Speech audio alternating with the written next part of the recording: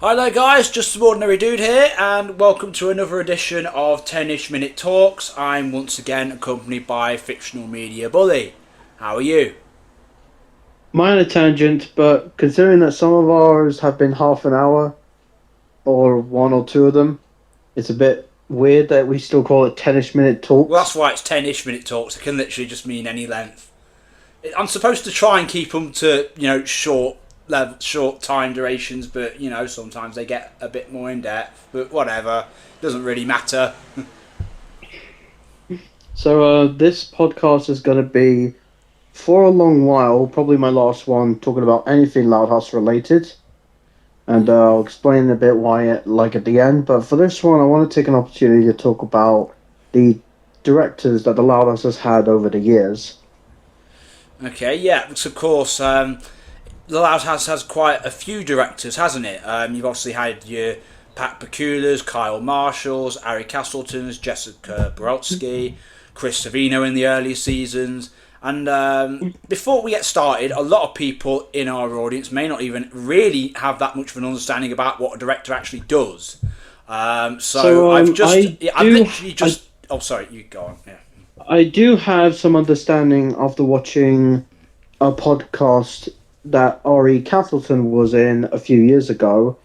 And basically, a director's job is to basically look at the script and the storyboards and stuff like that, and then suggest what areas could be fixed or improved to make for the highest quality product possible. Yeah, and also I literally just looked up a definition of a director in the context of animation, and I'm literally just going to read out this definition because why not?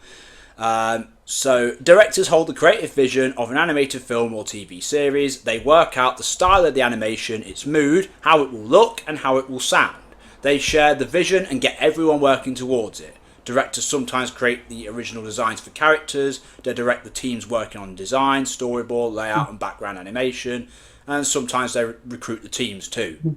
So it's quite a lot actually, it's quite a lot that encompasses. There is a lot that a director holds the responsibility for, though I guess supervising director is slightly less so. Or something. I'm not. It depends, yeah. I'm not an expert on what directors do, but that's generally the gist of it. Like Yeah. they have the creative vision and they suggest improvements where they could help the product. I suppose so, Essentially, yeah. I mean, they basically take the script the writer has made and try and turn it into a visual reality, effectively. I suppose is the simplest way you can put it. But obviously, the main reason we're talking about it is a lot of you have heard the recent news, I'm sure. Colton Davis, who has, I think, worked on the show since season 4 with an uncredited role in Sister Act. He's yeah. been a storyboard revisionist and, I think he got promoted to a storyboard artist a little bit later on. But basically, he's been working on that side of things for like the last 4 seasons now. And he's worked on many episodes from Schooled, She's All That, Undercover Mom, Dream a Lily Dream, Double Trouble, Prize Fighter, So For So Good, Snow Escape, Candy Crushed. And sure enough, Snow Escape and Candy Crush are 2 of the most visually stunning looking episodes of the series. So, there's that going for the guy. And most recently, he's worked on Party Foul, not the best episode, but whatever, and Inspector Falls, Homeward Bound, and Incognito. And I think he did recently direct an episode, didn't he? Let's Break a Deal with Jessica Brodsky. He co-directed that one. That was his first co-directing role. Yeah, it's like almost his trial run in that role, if you like. And okay, Let's Break a Deal wasn't exactly the best episode of the show. But if anything, it was one of the worst season 7 episodes. But to be fair, to be fair to Let's Break a Deal, it wasn't so much that it was unpolished. It's just that, well, you make Rusty the main character, and it's like, oh, all right. Yeah, the story just wasn't very interesting to begin with. To be fair though, the animation which goes to show idea and execution matter. Well, it's just like, all right, you have this idea that isn't that interesting to me, but can you make it at least good? And it's like the first half is kind of its technical execution. It's a visually, like you say, it's a visually polished story and everything. It's just there are some great camera. It's just works, not very interesting. Let's face it.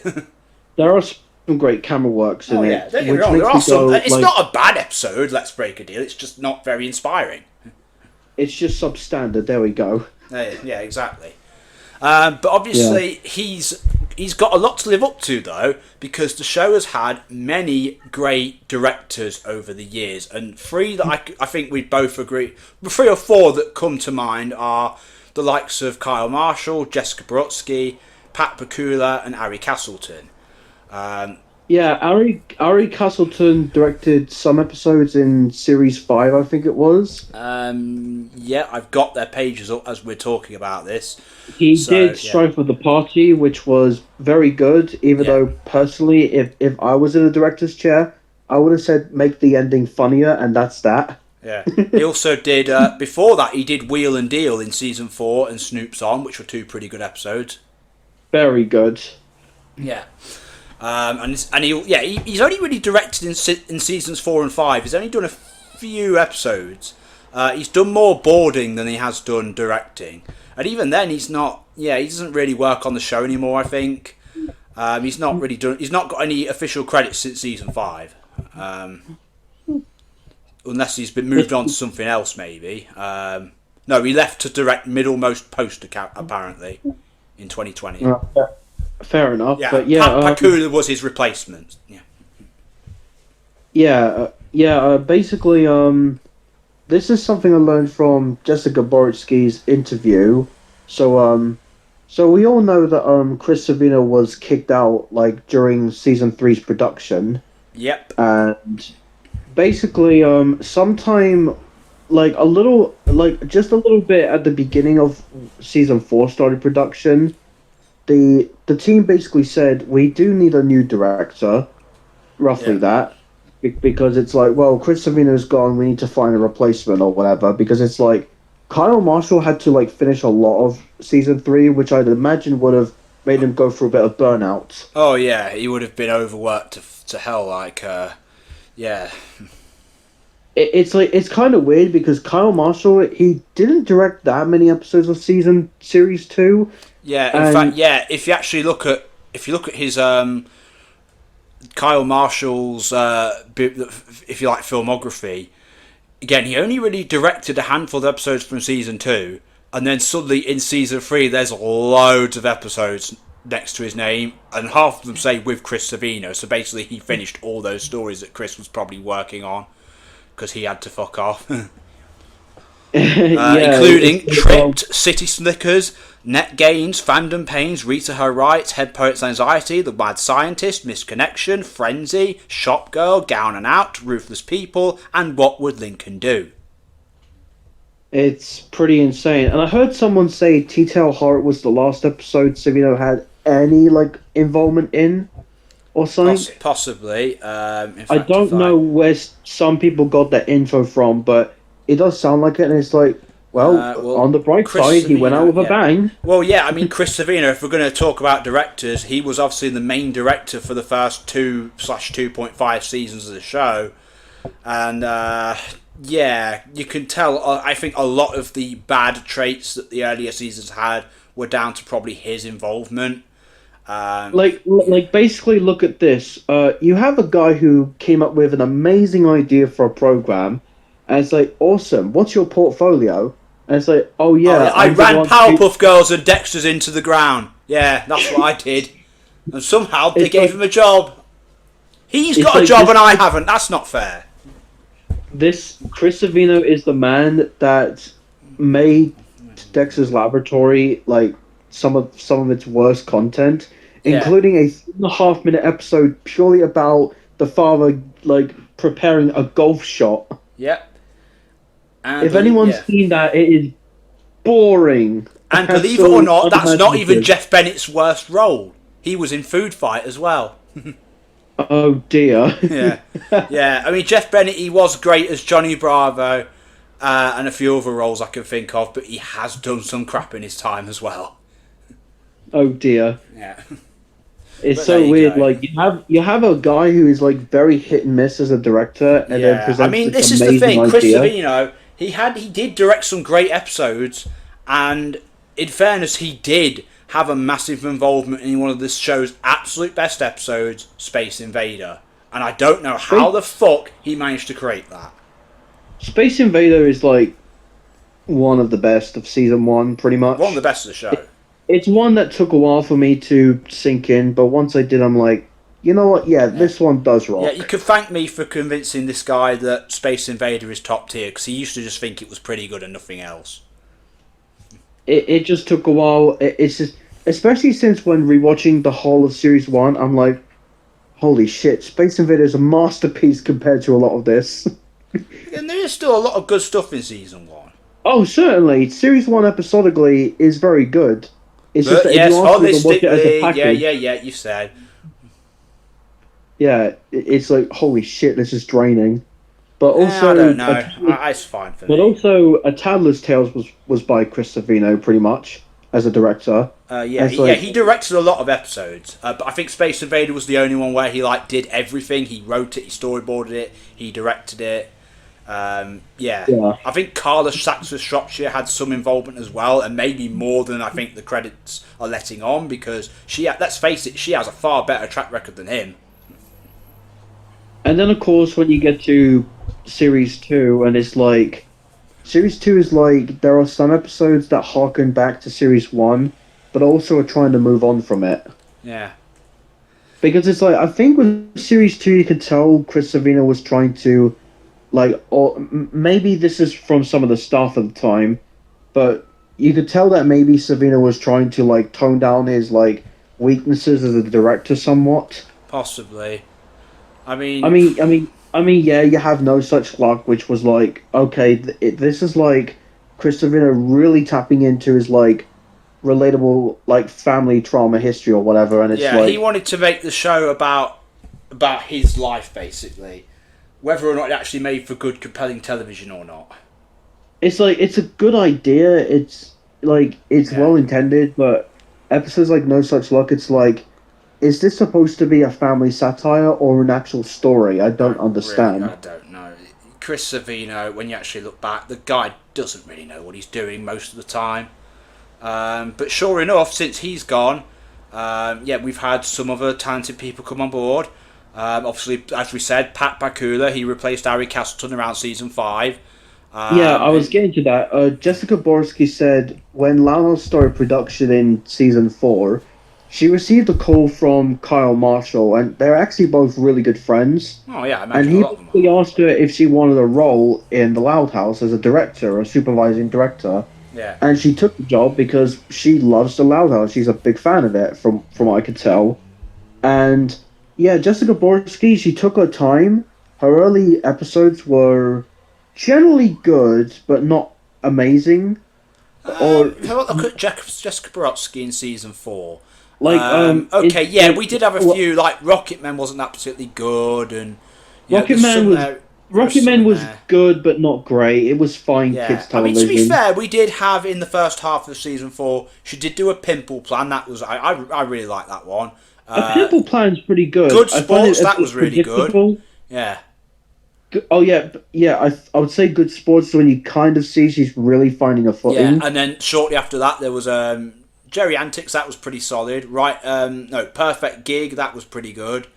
And towards the end of the season, she did give us stuff like A Dark and Story Night and things like that, and Coupe Dreams. So I think I would say Community Disservice is when she really showed her potential. That episode is amazing. Community Disservice, Lola and Melee. Oh yeah, that one. Yeah, I like that one. So good. And then you get to season 5 where her potential was really pushed to the mainstream in a way. Yeah, you had things like Family Bonding, Very had good. Silence of the Lambs, Undercover Mom, Hurl Interrupted, Diamonds Are For Never. You had some of the ones like Laurie Days, Dis the Cook, things like that in there. Just so many good ones. It's this might come off as I don't want to sound sexist or anything, but I feel like when you hire a woman director and you tell them to essentially direct a show full of female characters, Yeah. it kind of makes it easier to write them as genuine, like girls or young women with actual personalities. Yeah. In a way, it's like, well, I mean, someone like me is a man who likes to write female protagonists, but, well, I'm a man, so I don't Well, know all the ins and outs of what it means to be a female or whatever. I suppose not. Although, Yeah, you are a bit of a and cream puff, mate. and then there's Patrick Pacula because Jessica said she was almost going through what Kyle Marshall went through in season 3 in season 5, Right. and then because Kyle Marshall was being promoted to executive producer, like co-producer, Yeah. around that time. Yeah. So they got Patrick Pacula in, and like right from the beginning, like Patrick Pacula was just nailing it. Like rumor has it with Kyle Marshall, Camped with Kyle Marshall. Dream of the His first dream. one was Much Ado About Nothing, which is actually really good in retrospect. And then there's Dream a Lily Dream, where Yeah. it's like, wow, Dream a Lily Dream. This guy's only had a few directing roles and he's nailing it. Yeah, fair enough to the guy. And it's like, hold on a minute, what is Pat Pacula's portfolio? And one of them is the Emoji Movie. It's like, how? Well, I suppose you can have early blemishes and learn from them. It's like, I've never seen the Emoji Movie. I I'm can't never imagine going it's to. very good. It was Like, considered it's called the worst Emoji Movie. Well, then again, the Lego Movie was better than everyone expected. Who fucking knows? It's like the Emoji Movie was like many said it was like the worst movie of 2017. Again, or the people worst can animated improve, film. can't they? Like, well, I don't know what his role was, but to go from that to some of the S tier masterpieces in the Loud House is like, really? Oh, there you go. I suppose some people just naturally come into the role. I mean, again, he had a very good. Again, his first couple of big ones were with Kyle Marshall, who was very experienced by this point, so he might have taught him a few tricks of the trade as they were doing that together, and he just learnt from it. It's quite amazing, and of course, I once used to say this a lot. He directed Lower Loud's season 6 trilogy, Prize Fighter, Crown and Dirty, and Love Stinks. Yeah.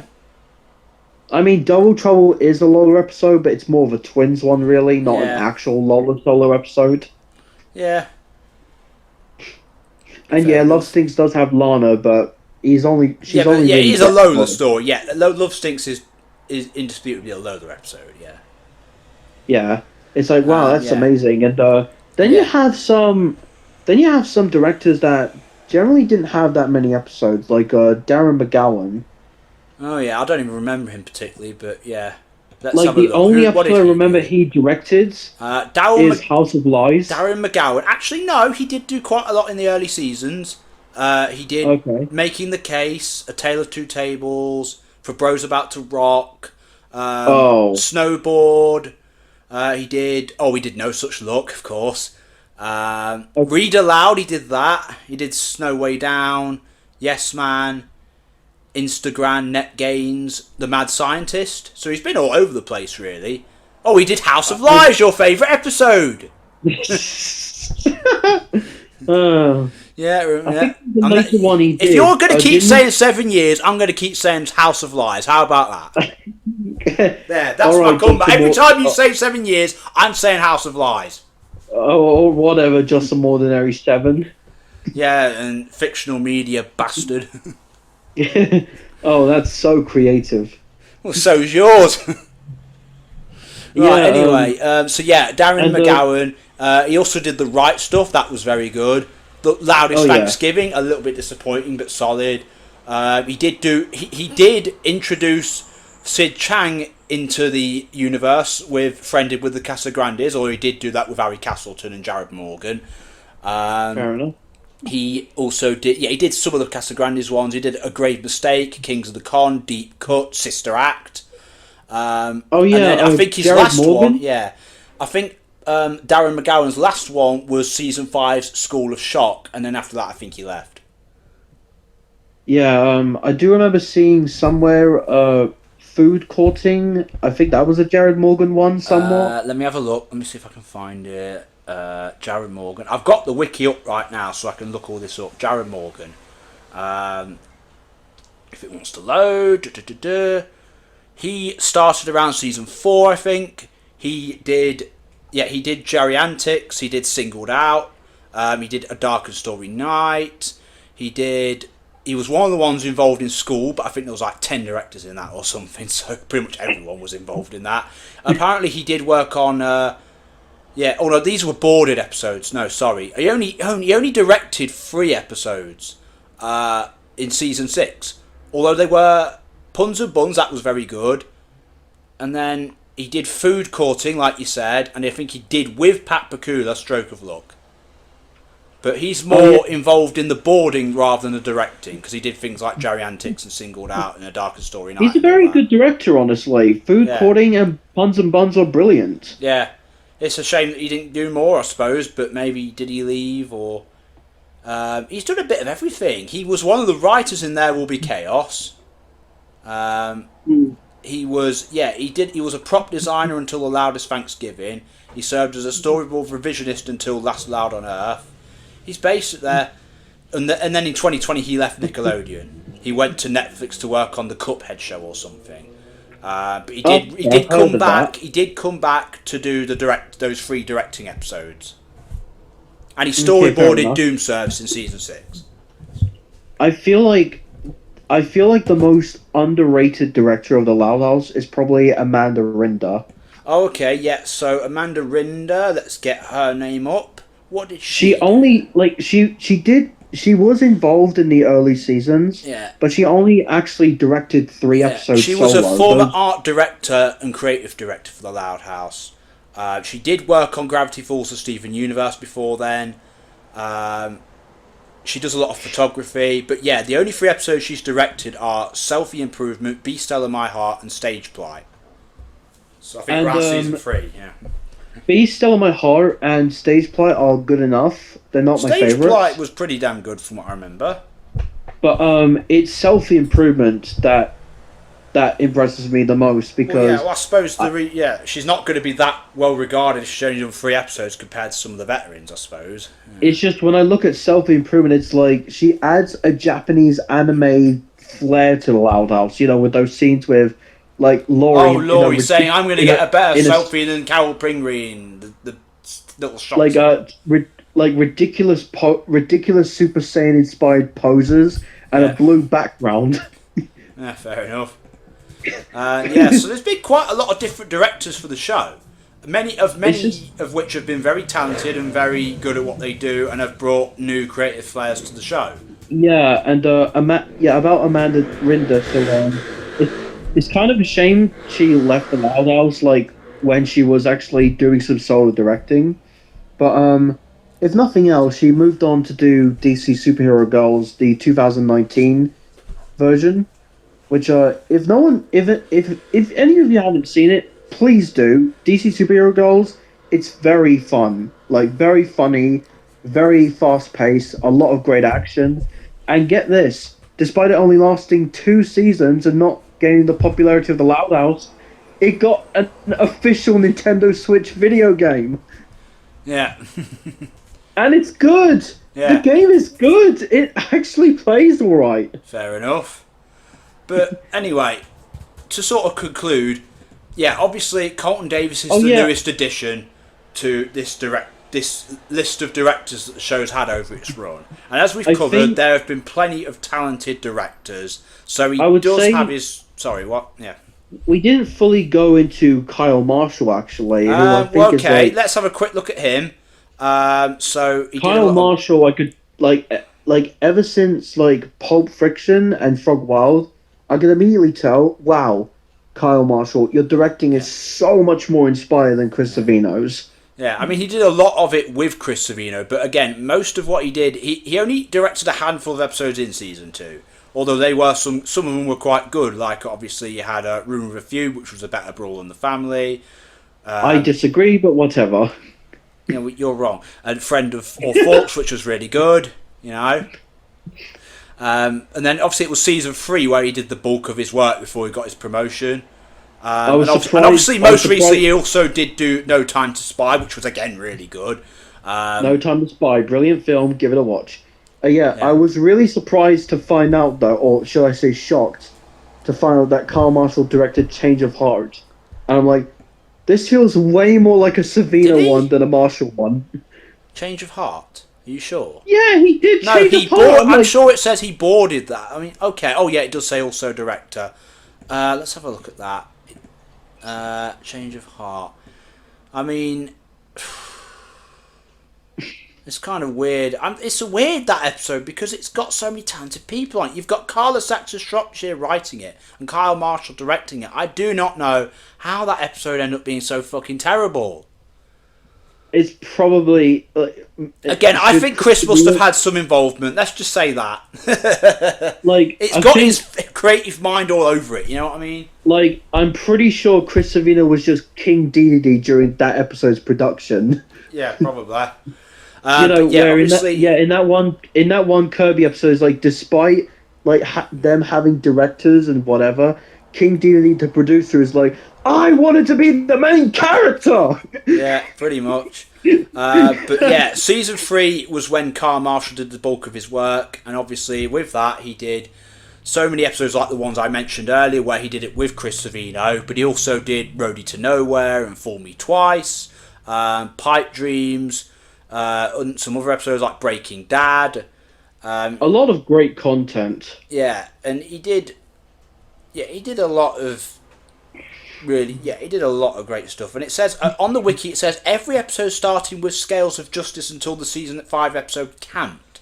So what did he literally do? Every episode of season, or he did a lot of episodes of season 4, I think, but not all. I don't know. He did do quite a number, even though Jessica Borski did a lot. Yeah, yeah. So he did and do then you something get to on season 4, yeah. And then you get to season 5, where he did do quite a few episodes, and then, like, in the second half, he pretty much gave Pat Pakula the job. Yeah. We would never really see him as a director again until No Time to Spy, pretty much. Well, he got promoted, didn't he? Because of all of his... Yeah. Though, funnily enough, if you look at the season 7 credits, he's not even in the executive producer roles, funnily enough. Yeah. And it's like, oh, focusing on No Time to Spy, I see. Yeah. Well, it is what it is. But yeah, so going back to our conclude... Yeah.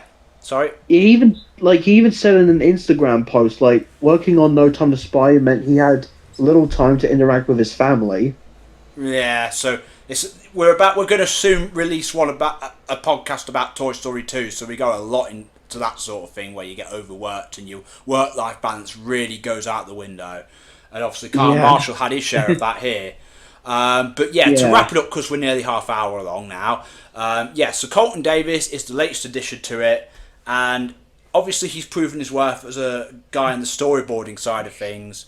He obviously has got a lot to live up to in terms of directing, because there are a lot of talented directors who have worked and are still working on this show now, as we have covered. But, I mean, what do you think? Do you think he'll deliver on this job? I mean, Jessica Borski came from the Looney Tunes show, so there you go. Well, some people... I've watched a little bit of Looney Tunes show.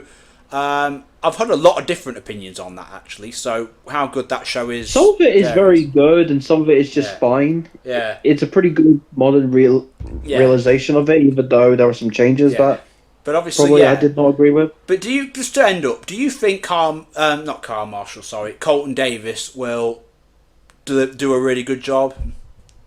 I mean, if he's a brilliant storyboard artist, he can certainly be a good director. It's like, I'm really excited to see what he does, especially with Andrew Brooks. Well, yeah, because they're like close friends, aren't they? They both love Kingdom Hearts, so there you go. Yeah, so we'll see what episodes they deliver together. It's like Colton and Andrew. If you're listening to this, do a Final Fantasy or Kingdom Hearts. In fact, Colton, Andrew, and Ari, if you all do a podcast together, don't you? Crossover. You guys with 10-ish minute talks. Let's do one. No. Yeah, you could be in it as well. You don't want to talk to them. You don't want to talk to them, seriously. We're not going to ever. Don't be delusional. Yeah, I know. It's fun to say it anyway, isn't it? Whatever, delusional dosser. You're calling me a dosser. You're the one who fucking stays in his bedroom all day, mate. Rich coming from you. Well, I have a job, you know. I have an income. I have my own place. So. All right. Don't get too personal. Someone could be stealing your info. Okay, I'll cut that bit out. But No, you don't need to. It's funny, but okay, yeah. yeah. So I just want to say, yeah, this will be my last podcast for a while because Yeah. let's just say I did think these Lala's podcasts were a good idea at first, but the more I'm getting into it, the more I'm like, I'd rather just spend my life on something more productive. Just saying. Yeah, I get it. Yeah. I mean, And yeah. but it's like, you know what? It's like to compromise. There are other things I do want to talk about with just some ordinary because we don't just love the Loud House. We do love other like pieces of media. Obviously, we have got one coming up about Toy Story 2 and the production backstage. We love the Toy Story series. We love the Sonic the Hedgehog series. Yeah, we're going to do one about the Sonic games. That should be interesting.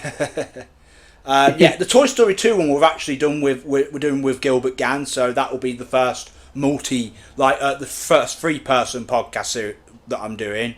So that should be interesting. Yeah, it's like, suck it, everyone else. Yeah. But yeah, we're over half hour long now. It's like, suck it, Mia, suck it, Ocean, suck it, you all. That's nice. Well, actually, I might do a 3-person call with Mia and Ocean. So, because I know they're close friends as well. And obviously, there's a few other people I'd love to get involved in the calls. You've got, obviously, Alana Mari, Amazing Peanuts, although he doesn't want to do it. Neither of them really want to do it right now. Alan Gindio, I would like to get him on. There's a few people I would like to get on, actually. But if I ever do another Loud House podcast with you, it must be with Alana because Alana is an S-tier Loud House fan. Yeah. She really is. Oh, absolutely. Like, unlike you, she's realistic and rational. You always have to go there, don't you? Just we were having a good time with this podcast, weren't we? Right, yeah. I think we'll call it there. Fictional Media Bully, he's pretty good sometimes, but he's also a dosser. And you're a plodder. Yeah, whatever, mate. See ya.